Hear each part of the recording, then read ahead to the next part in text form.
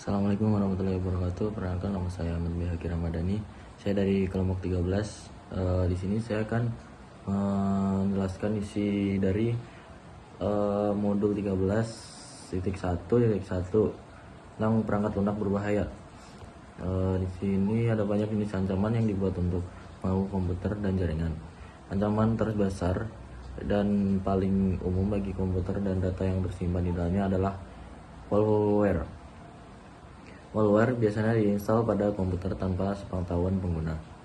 Setelah komputer terinfeksi malware tersebut dapat yang pertama ubah konfigurasi komputer, yang kedua menghapus file atau merusak hard drive, yang ketiga ada mengumpulkan informasi yang tersimpan di komputer tanpa persetujuan pengguna.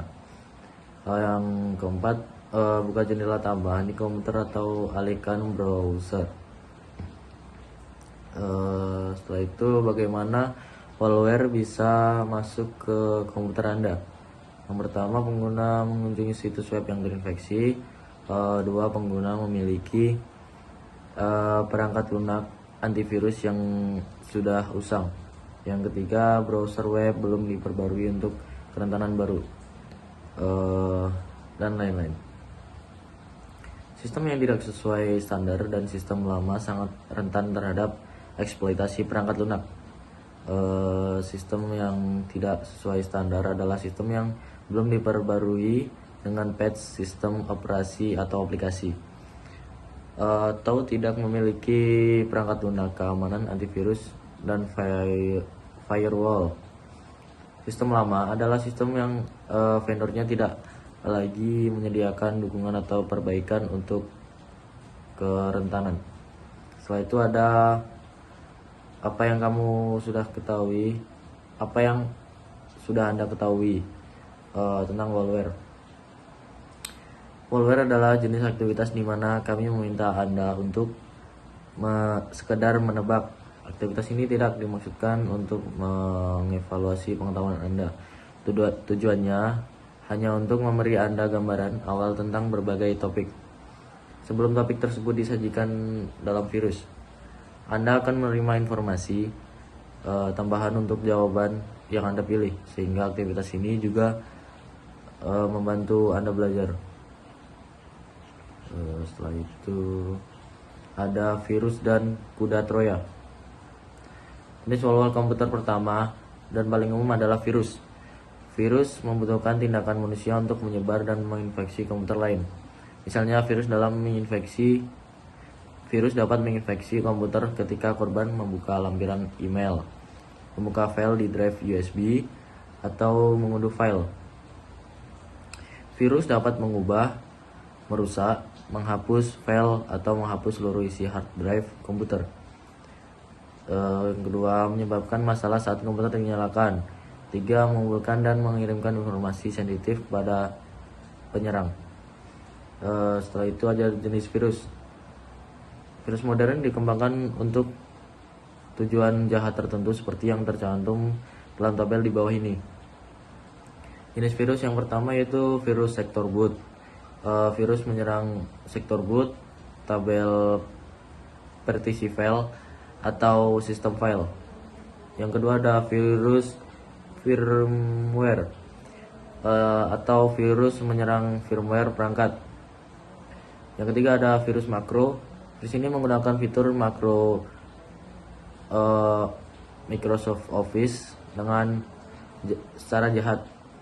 Selanjutnya ada virus program.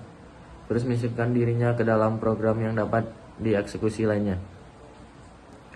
Yang terakhir ada virus script. Virus menyerang interpreter sistem operasi yang digunakan untuk mengeksekusi script.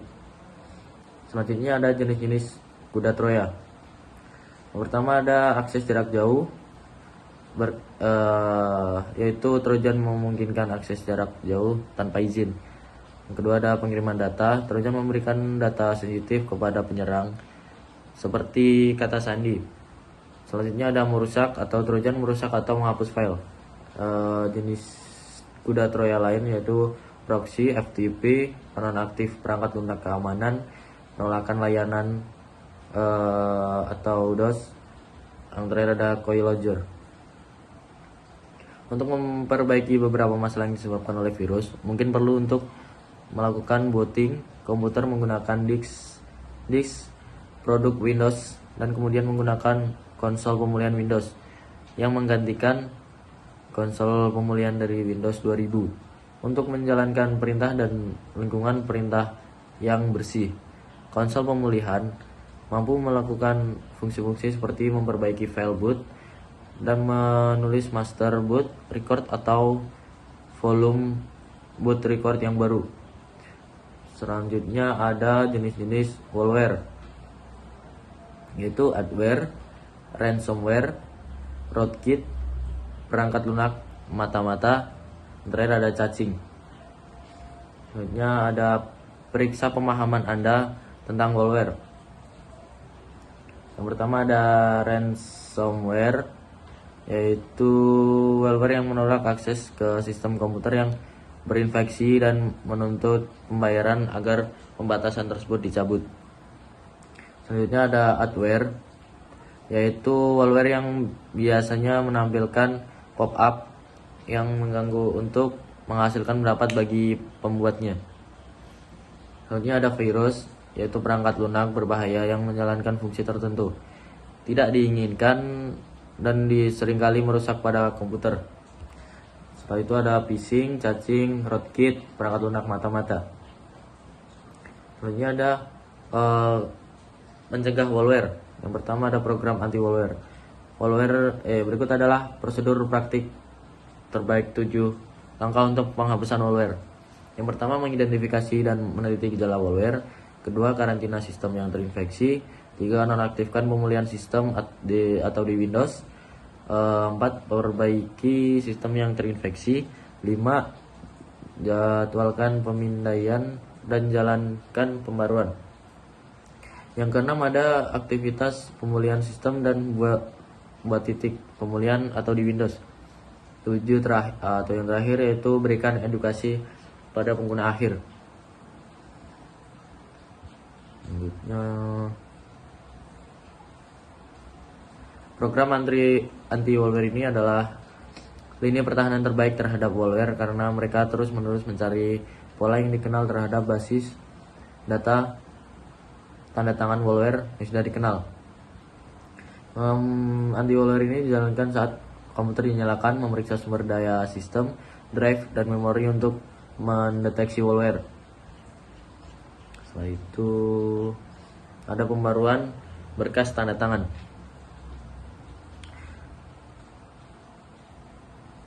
Perangkat lunak berbahaya baru selalu dikembangkan. Oleh karena itu, perangkat lunak anti-malware harus diperbarui secara berkala. Untuk memperbarui berkas tanda tangan secara manual, ikuti langkah yang disarankan pada gambar. Yaitu langkah pertama, buat titik pemulihan Windows.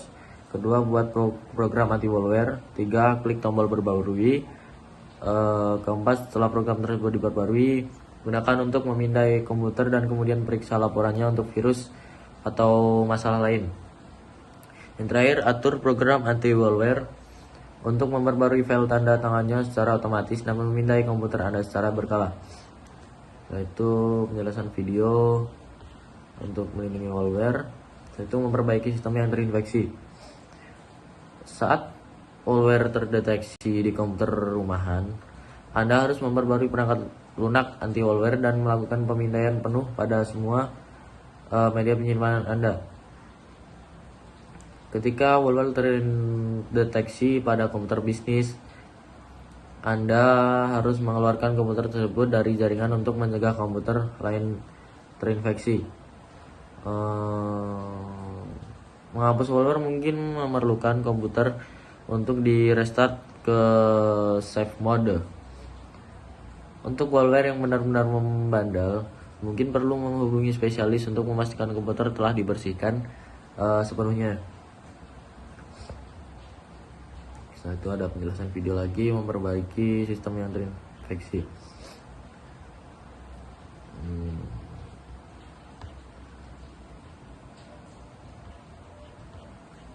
Selanjutnya ada serangan jaringan. Pertama itu ada jaringan adalah target. Yang pertama, lakukan query informasi terhadap target. Kedua, lakukan pemindahan ping pada jaringan target. Ketiga, lakukan pemindaian port pada alamat IP aktif. Jalankan pemindahan kerentanan. Yang terakhir ada jalankan alat eksploitasi.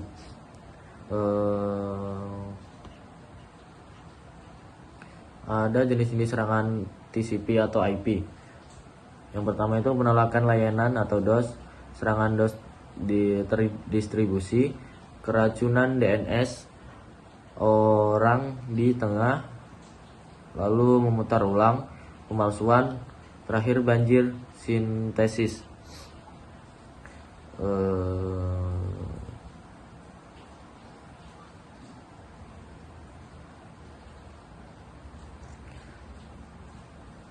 Jenis serangan TCP atau IP dengan deskripsi yang sesuai.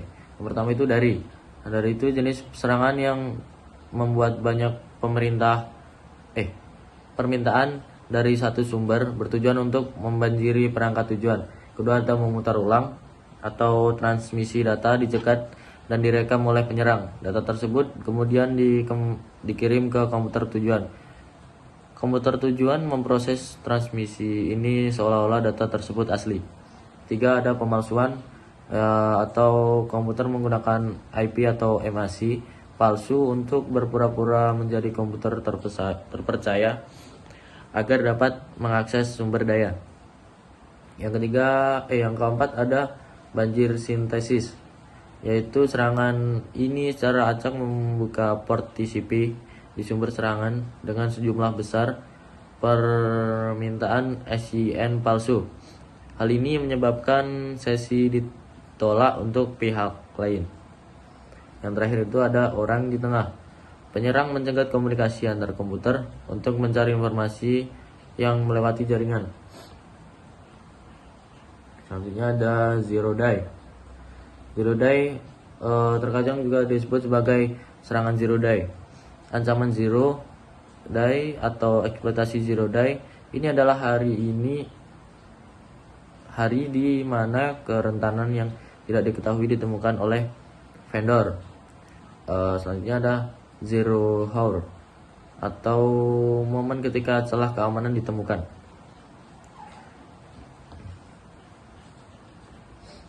Selanjutnya ada melindungi dari serangan jaringan.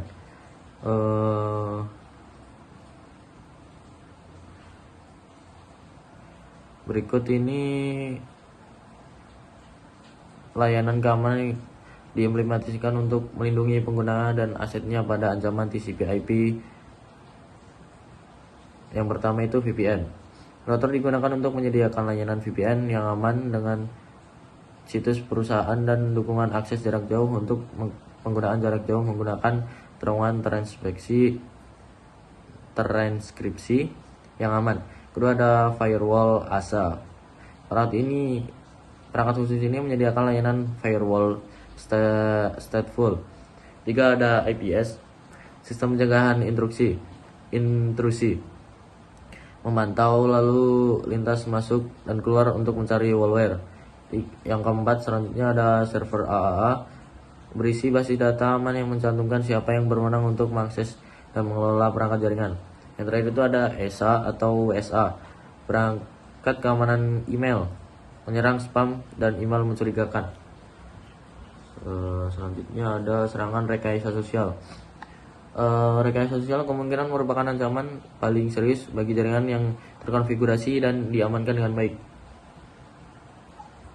Para pelaku rekayasa sosial memanfaatkan kelemahan orang dan seringkali mengandung sifat manusia dan kemauan orang untuk membantu. Selanjutnya ada apa yang Anda ketahui tentang rekayasa sosial. Jenis aktivitas di mana kami meminta kamu untuk sekedar menebak. Aktivitas ini tidak bertujuan untuk mengevaluasi pengetahuanmu. Kamu akan menerima informasi tambahan untuk jawaban yang kamu. Pilih teknik rekayasa sosial. Yang pertama, melalui USB sehingga menginstal malware di komputer Anda. Selanjutnya ada teknik rekayasa sosial. Ada banyak teknik pada setiap rekayasa sosial. Yang pertama itu memancing peniruan tailgating, mengintip dari belakang, mengorek tempat sampah, berpura-pura phishing, serangan phishing, spam sesuatu untuk sesuatu. Selanjutnya, melindungi rekayasa sosial. Pertama, selalu memusnahkan informasi rahasia sesuai dengan kebijakan organisasi dan pernah memberikan nama pengguna atau kata sandi Anda kepada siapapun. Jangan pernah meninggalkan informasi nama pengguna atau kata sandi Anda di tempat yang mudah ditemukan dan lain-lain.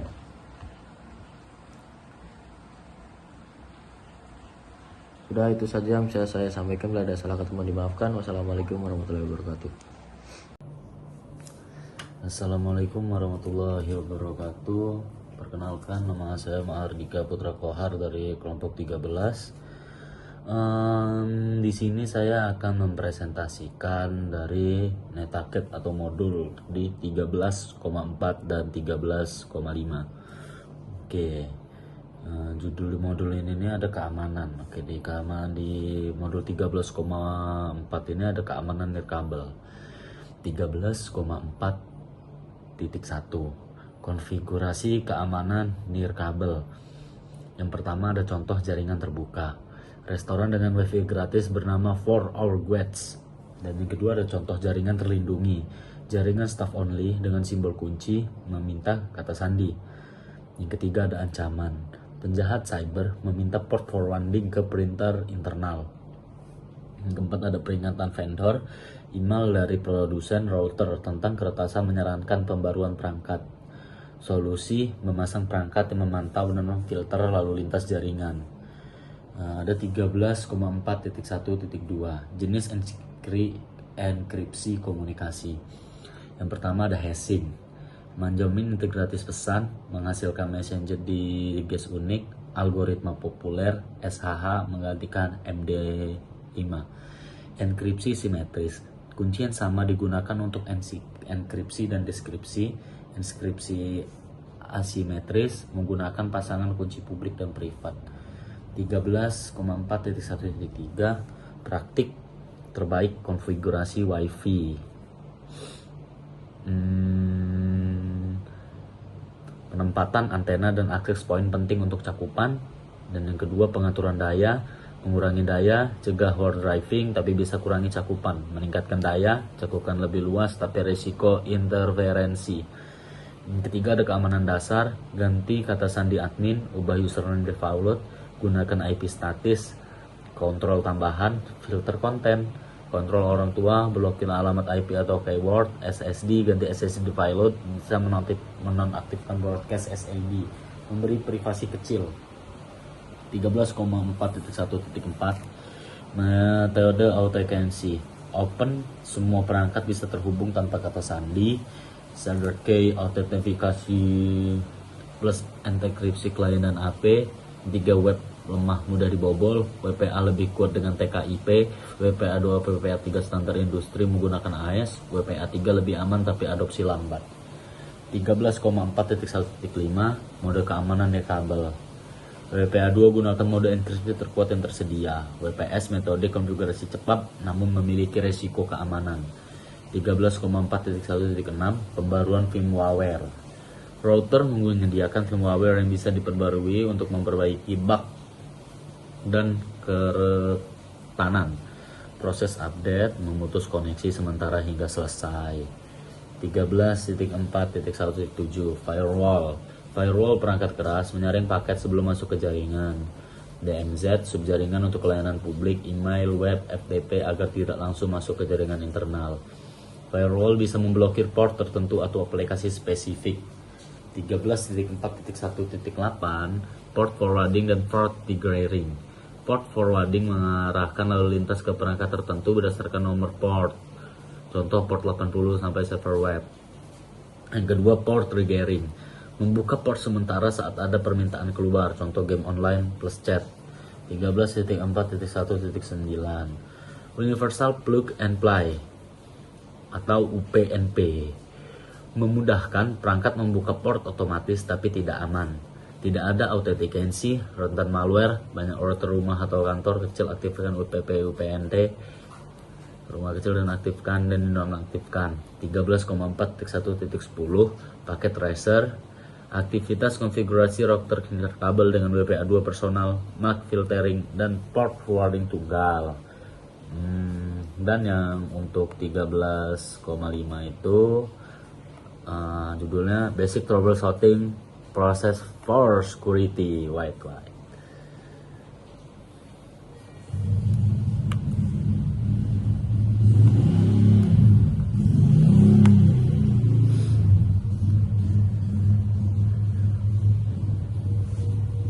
Oke, atau bisa disebut juga proses dasar pemecahan masalah untuk keamanan.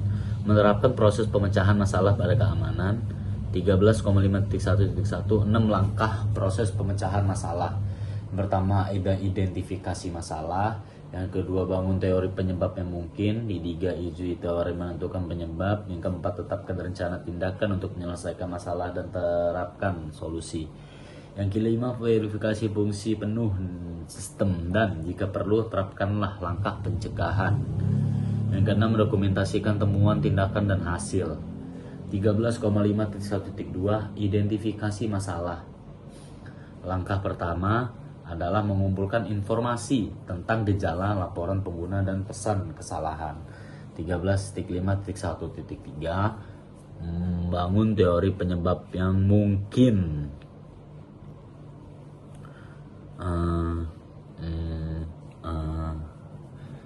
Gunakan data yang ada untuk memperkirakan penyebab potensial masalah.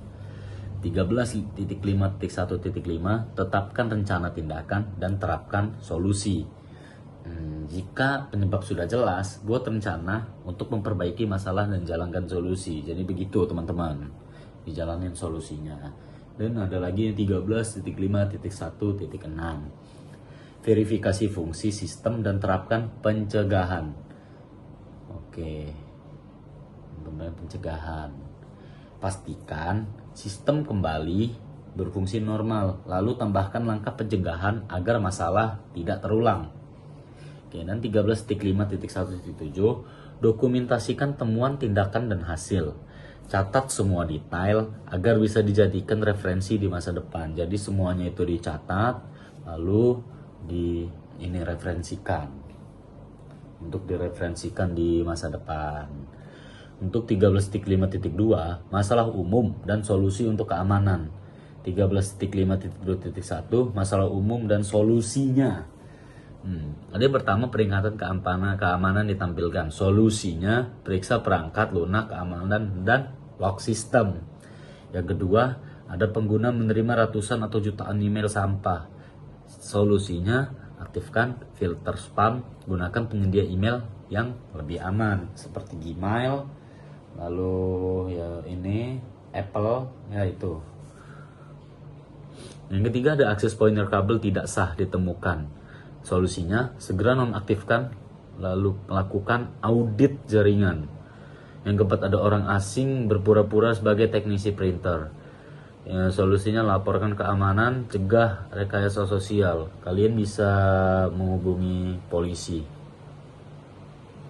Yang keenam, ada file sistem diubah, aplikasi crash, file hilang, izin berubah. Solusinya itu bisa jadi malware. Jadi lakukan pemindaian antivirus. Banyak aplikasi itu seperti kalian bisa cari itu di Microsoft Store dan di Play Store atau App Store, kalian bisa cari di situ. Satu aplikasinya seperti yang saya tahu kalau di Microsoft Store itu Micware. Ya, di Micware di Windows. Yang ketujuh, ada pengguna dengan flash drive menyebarkan virus. Solusinya, aktifkan kebijakan penggunaan USB, gunakan endpoint protection. Yang ketujuh, ada kontak email, melaporkan spam dari akun Anda. Itu ada periksa apa solusinya. Periksa apakah akun Anda diretas, ubah kata sandi, aktifkan autentifikasi 2 faktor. Nah, cara mengaktifkan itu lalu ya ini Apple, ya itu. Yang ketiga, ada akses pointer kabel tidak sah ditemukan. Solusinya, segera nonaktifkan lalu melakukan audit jaringan. Yang keempat, ada orang asing berpura-pura sebagai teknisi printer.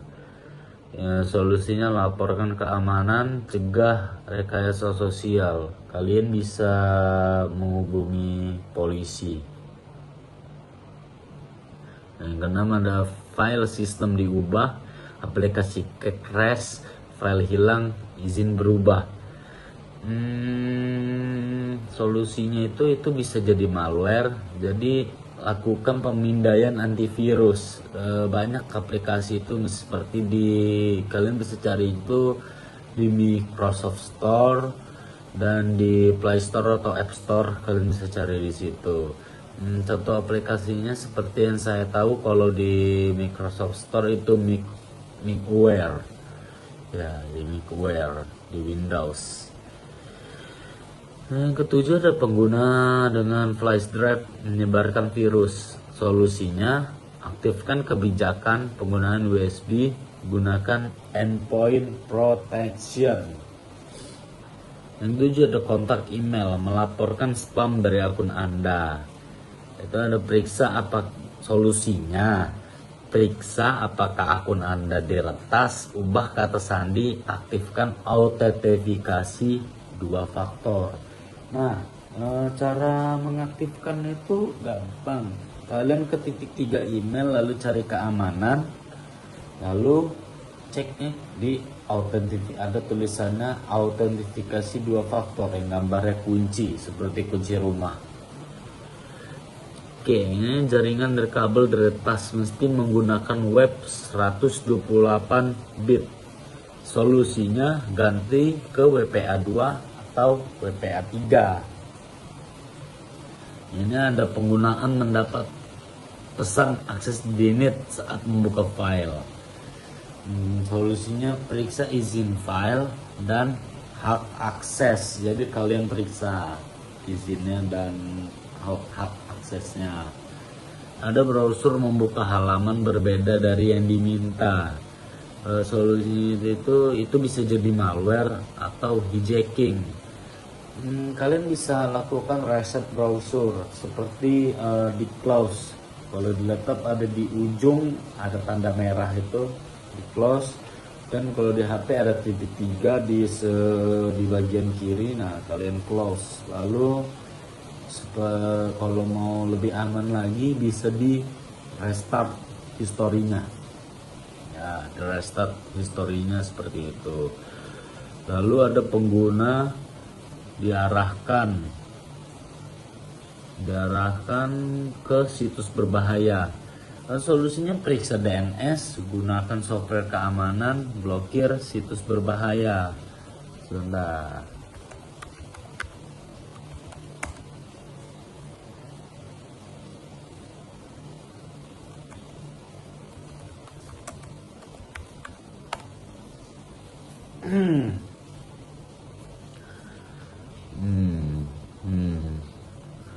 Lalu ada ini, identifikasi masalah. Langkah pertama adalah mendengarkan laporan pengguna atau mengamati gejala.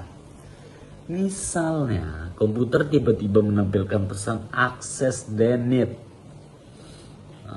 Browser diarahkan ke situs aneh. Email masuk penuh dengan spam. Itu penting untuk mengajukan pertanyaan. Seperti pertanyaannya itu, sejak kapan masalah muncul?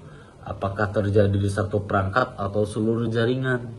Semakin detail informasi, semakin mudah menemukan akar masalah.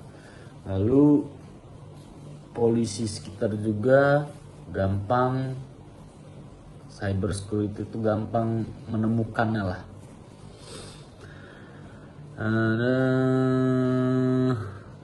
Setelah gejala dikumpulkan, teknisi membuat hipnotis. Contohnya, jika banyak spam, kemungkinan akun email bocor atau filter tidak aktif. Jika jaringan WiFi diretas melalui pakai web, penyebabnya bisa karena WEP sudah usang dan mudah dibobol. Teori ini tidak harus benar, tapi menjadi titik awal navigasi. Oke, jadi ada juga untuk menentukan penyebab itu yang pertama ada menjalankan pemindahan antivirus. Ya, seperti yang saya bilang tadi, downloadlah ini macOS di Microsoft Store kalian atau aplikasi antivirus lainnya di itu. Oke, begitu. Bisa di download lalu dicoba sendiri. Yang kedua ada mengecek log firewall. Yang ketiga menguji koneksi dengan perangkat lain.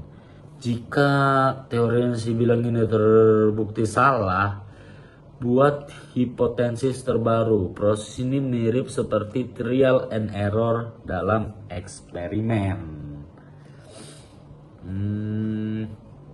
Terus ada dokumentasi temuan tindakan dan hasil. Langkah terakhir sering dilupakan, padahal itu sangat penting. Catat masalah, penyebab, solusi, dan hasil. Dokumentasi ini berguna untuk teknisi lain jika masalah serupa muncul. Anggap ini seperti buku harian keamanan jaringan yang bisa jadi referensi jangka panjang. Ada masalah umum dan solusi itu bisa diperluas ya. Yang saya bilang tadi bisa saya perluas. Peringatan keamanan muncul bisa karena update sistem tertunda. Jadi silahkan upgrade lah Windows kalian atau iOS kalian atau Android kalian. Kedua, spam email berlebihan.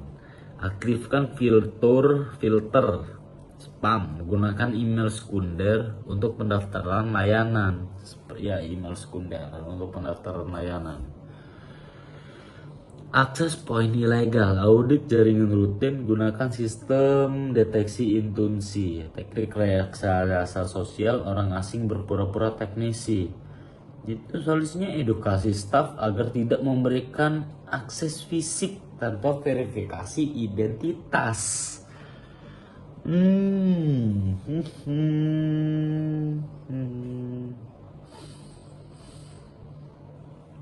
Dokumentasi informasi pelanggan.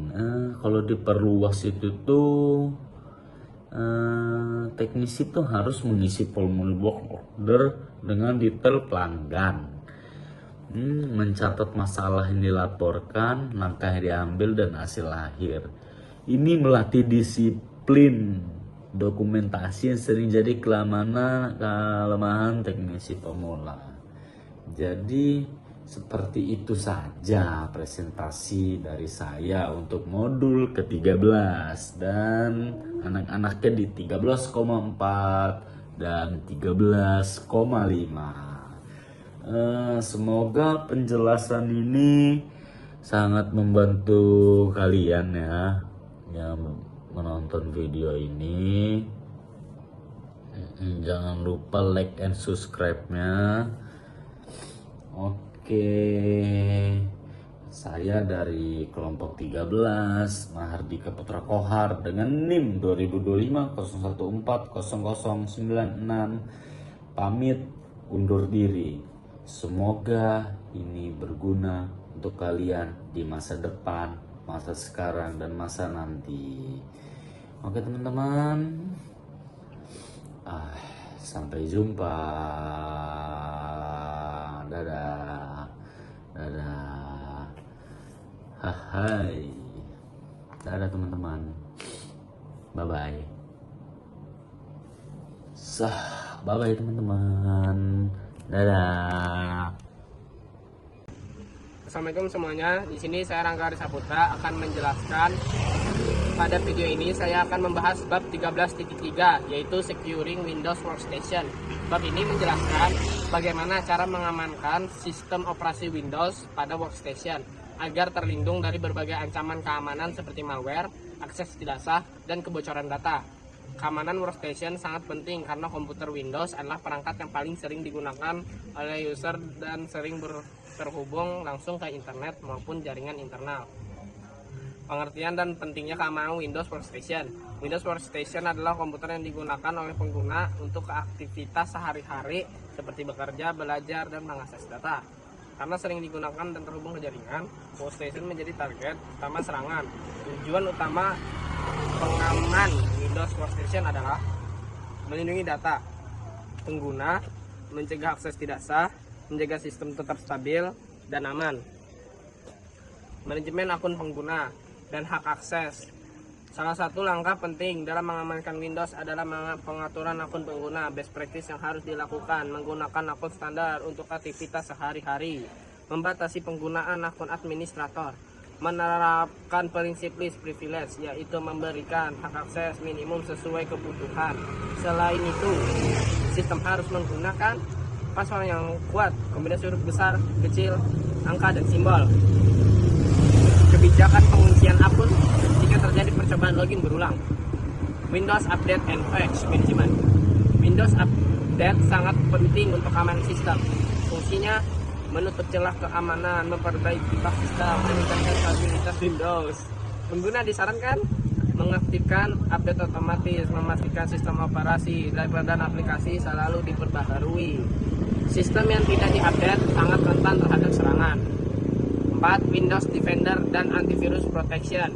Windows memiliki fitur keamanan bawaan, yaitu Windows Security atau Windows Defender. Fitur utama: antivirus dan anti-malware, real-time protection, perlindungan dari virus trojan, spyware, dan ransomware. Untuk keamanan optimal, aktifkan real-time protection, lakukan pembedaan secara berkala, dan menjalankan antivirus secara bersamaan. Windows Firewall. 5. Windows Firewall. Windows Firewall berfungsi sebagai pelindung jaringan.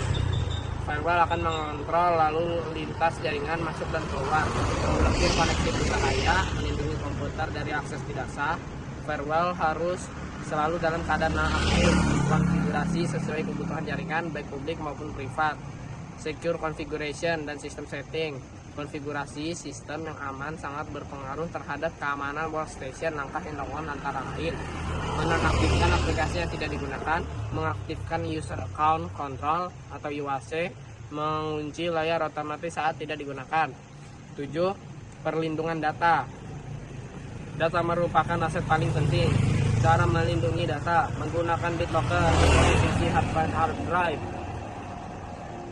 Lalu mengatur permission folder dengan NTFS, melakukan backup data secara rutin, melindungi perangkat dari pencurian fisik, ancaman malware, dan pencegahannya. Ancaman yang sering menyerang Windows Workstation antara lain: virus worm trojan, ransomware, spyware. Pencegahan: jangan mengklik-klik mencurigakan, hindari software bajakan, edukasi pengguna tentang social engineering, aktifkan fitur keamanan Windows. Kesimpulan: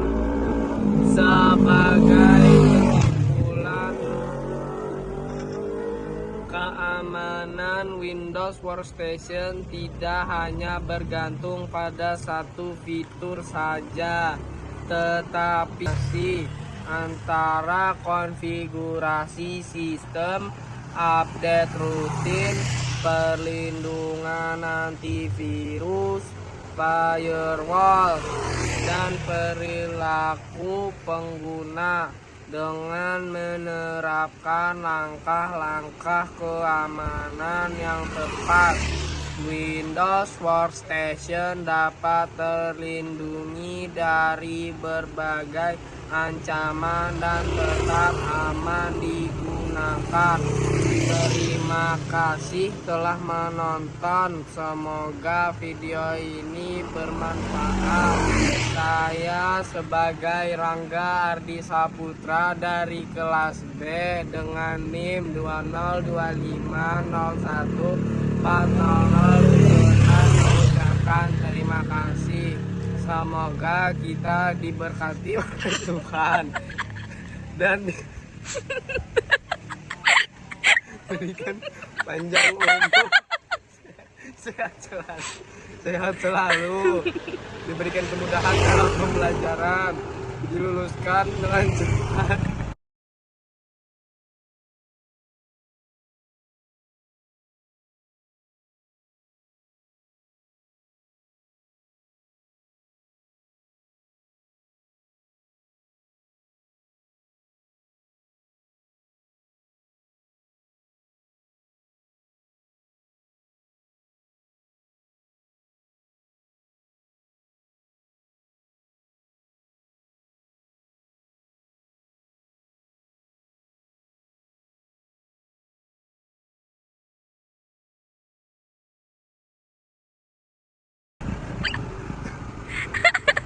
cum laude, dan cepat tugas akhir. Semoga kita semua dirahmati oleh Allah. Sekian, terima kasih. Wassalamualaikum warahmatullahi wabarakatuh.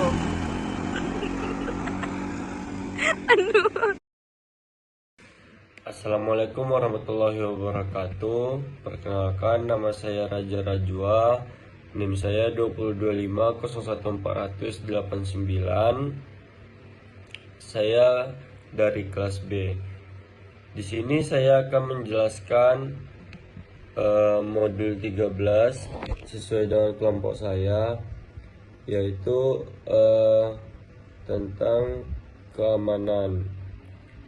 Jadi di 13.2.1 itu ada kebijakan keamanan. Apa itu kebijakan keamanan? Kebijakan keamanan adalah serangkaian tujuan keamanan yang memastikan keamanan jaringan, data, dan komputer dalam suatu organisasi. Kebijakan keamanan merupakan dokumen yang terus berkembang berdasarkan perubahan teknologi, bisnis, dan kebutuhan karyawan. Kebijakan keamanan biasanya dibuat oleh sebuah komite yang anggotanya terdiri dari manajemen dan staf TI. Bersama-sama, mereka membuat dan mengelola dokumen yang seharusnya menjawab pertanyaan-pertanyaan yang tercantum pada gambar. Kebijakan keamanan biasanya membahas hal-hal yang dijelaskan pada gambar. Daftar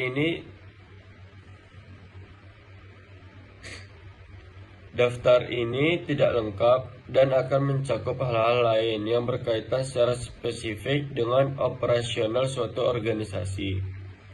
Staf TI bertanggung jawab untuk menerapkan spesifikasi kebijakan keamanan di jaringan. Misalnya, untuk menerapkan rekomendasi kepada host Windows, staf TI dapat menggunakan fitur kebijakan keamanan lokal. Kategori kebijakan keamanan.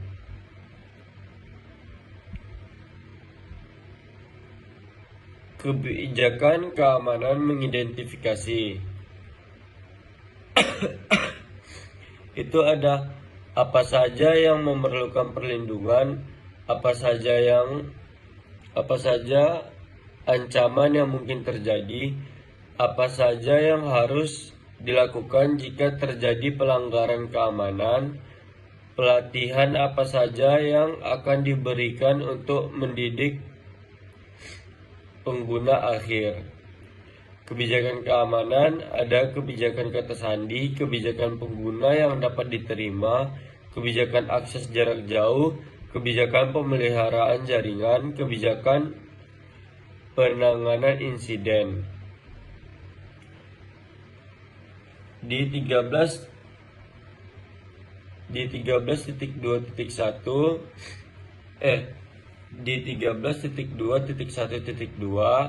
itu ada kategori kebijakan keamanan. Yang pertama ada kebijakan identifikasi dan autentikasi. Itu adalah menentukan orang-orang yang berwenang untuk mengakses sumber daya jaringan dan menguraikan prosedur verifikasi. Yang kedua ada kebijakan kata sandi. Memastikan kata sandi memenuhi persyaratan minimum dan diubah secara berkala. Terus ada kebijakan penggunaan yang dapat diterima, yaitu mengidentifikasi sumber daya dan penggunaan jaringan yang dapat diterima oleh organisasi. Hal ini juga dapat mengidentifikasi konsekuensi jika kebijakan ini dilanggar. Terus ada kebijakan akses jarak jauh, yaitu adalah mengidentifikasi bagaimana pengguna jarak jauh dapat mengakses jaringan dan apa saja yang dapat diakses melalui konektivitas jarak jauh. Kemudian ada kebijakan pemeliharaan jaringan, yaitu adalah menentukan sistem operasi perangkat jaringan dan prosedur pembaruan aplikasi pengguna akhir. Kemudian yang terakhir ada kebijakan penanganan insiden.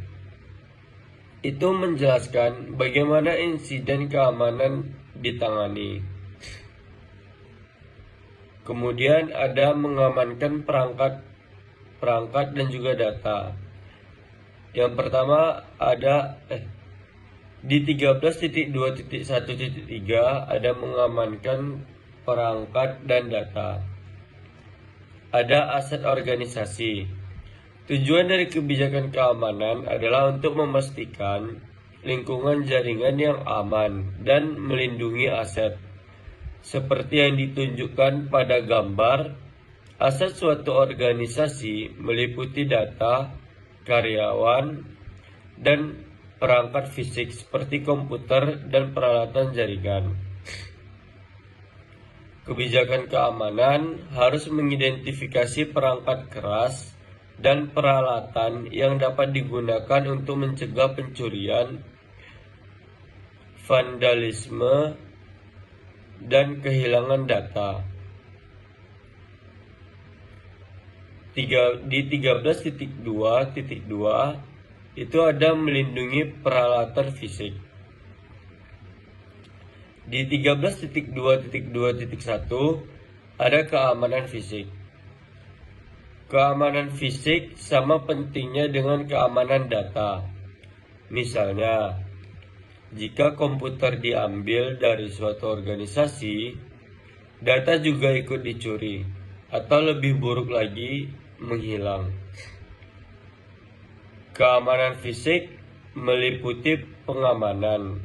Yang pertama, ada akses ke lokasi. Akses ke lokasi organisasi.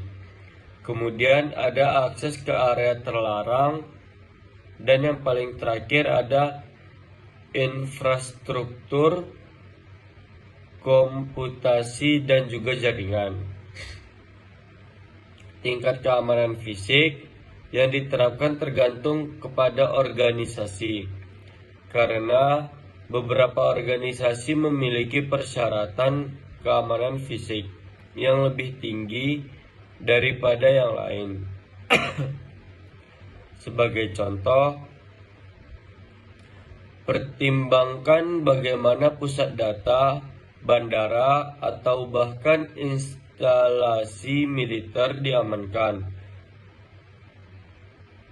Organisasi-organisasi ini menggunakan keamanan perimeter, termasuk pagar, gerbang, dan pos pemeriksaan yang dijaga oleh petugas keamanan. Pintu masuk ke dalam gedung dan area terlarang diamankan menggunakan satu atau lebih mekanisme penguncian. Pintu gedung biasanya menggunakan mekanisme penutup dan juga pengunci otomatis. Jenis mekanisme penguncian yang dibutuhkan bervariasi, tergantung pada tingkat keamanan yang diperlukan. Pengunjung yang memasuki gedung yang aman mungkin harus melewati pos pemeriksaan keamanan yang dijaga oleh petugas keamanan. Mereka mungkin akan memindai dan juga barang bawaan akan diperiksa.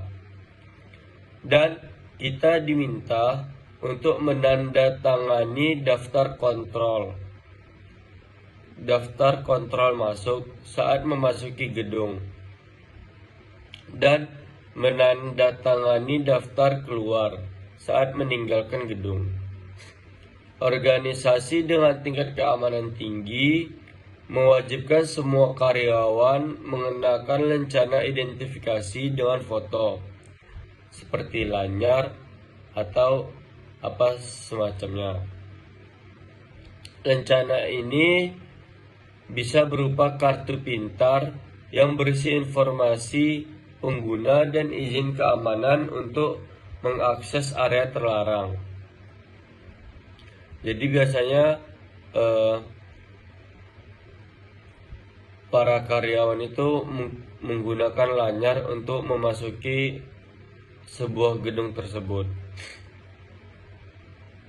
Untuk persyaratan keamanan tambahan, lencana RFID juga dapat digunakan dengan membaca lencana jarak dekat untuk memantau lokasi seseorang.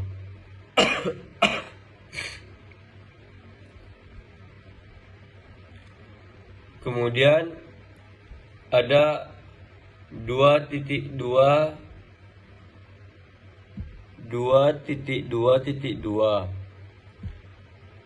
itu ada jenis-jenis kunci pengaman. Yang pertama itu ada kunci konvensional. Yang kedua ada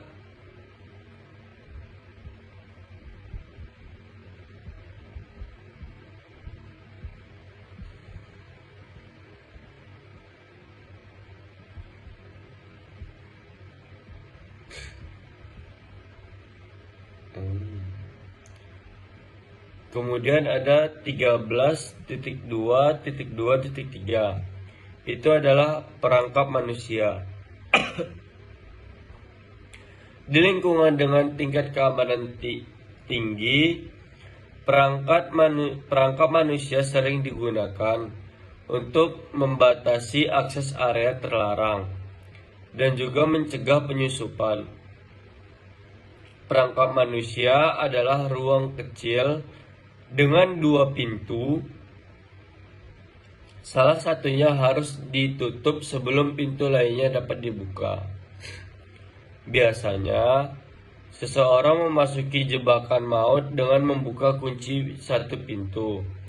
Setelah berada di dalam jebakan maut, pintu pertama akan tertutup, kemudian pengguna harus membuka kunci pintu kedua untuk memasuki area terlarang.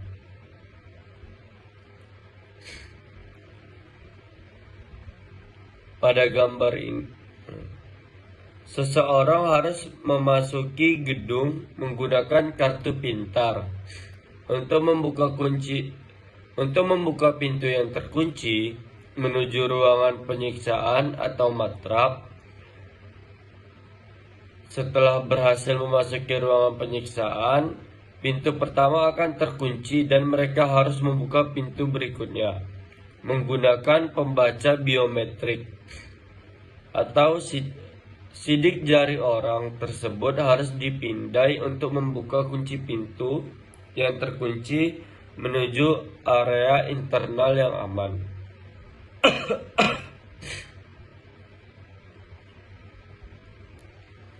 Selanjutnya ada 13.2.2.4 mengamankan komputer dan perangkat keras jaringan.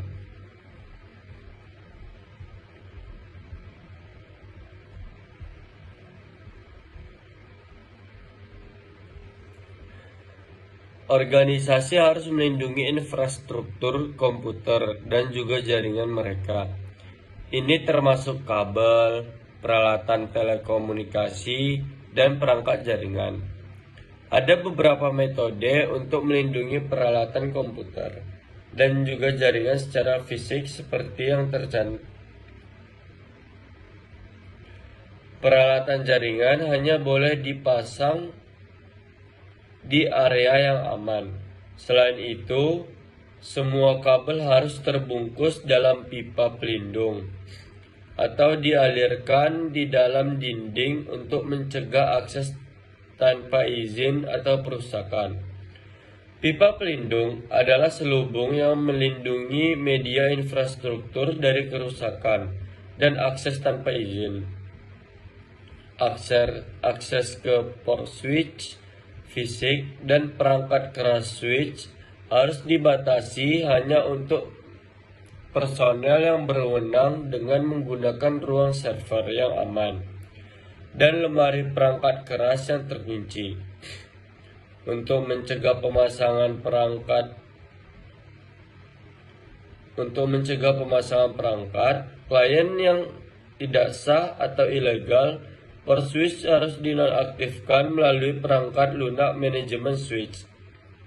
Faktor-faktor yang menentukan peralatan keamanan paling efektif yang digunakan untuk mengamankan peralatan dan juga data meliputi yang pertama, cara penggunaan peralatan tersebut. Yang kedua, di mana peralatan komputer tersebut berada. Yang ketiga, ada jenis akses pengguna apa yang diperlukan untuk mengakses data. Sebagai contoh, komputer di tempat umum yang ramai seperti perpustakaan membutuhkan perlindungan tambahan dari pencurian dan juga vandalisme. Di pusat panggilan yang sibuk, server mungkin perlu diamankan di ruang peralatan yang terkunci. Kunci server dapat memberikan keamanan fisik pada sasis dengan mencegah akses ke scalar daya, drive yang dapat dilepas, dan port USB jika perlu menggunakan komputer laptop di tempat umum. Dongle keamanan dan gantungan kunci memastikan bahwa komputer terkunci jika pengguna dan laptop terpisah. Alat lain untuk keamanan fisik adalah kunci USB yang terkunci di tempatnya pada port USB dan membutuhkan kunci untuk dilepas. Kebijakan keamanan dapat diterapkan pada perangkat seluler di jaringan perpustakaan melalui perangkat lunak manajemen mobilitas perusahaan atau EMM.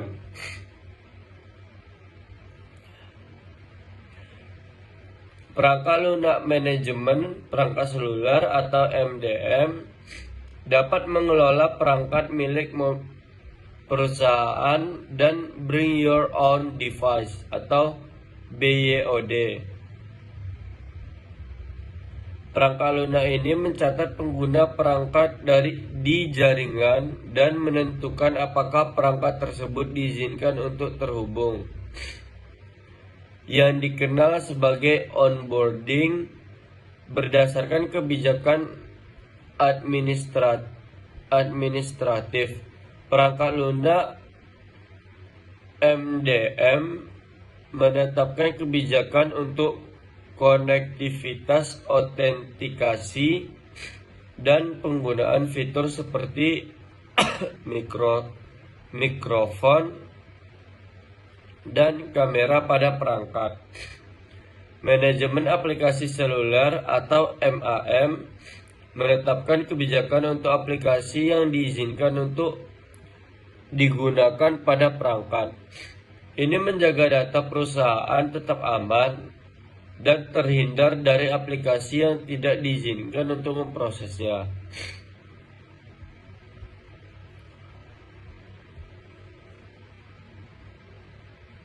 Mengamankan infrastruktur komputasi dan juga jaringan. Gunakan webcam dengan perangkat lunak deteksi gerak dan pengawasan. Pasang alarm fisik yang dipicu oleh sensor pendeteksi gerak. Beri label dan pasang sensor RFID pada peralatan. Gunakan lemari terkunci atau sangkar pengaman di sekitar peralatan.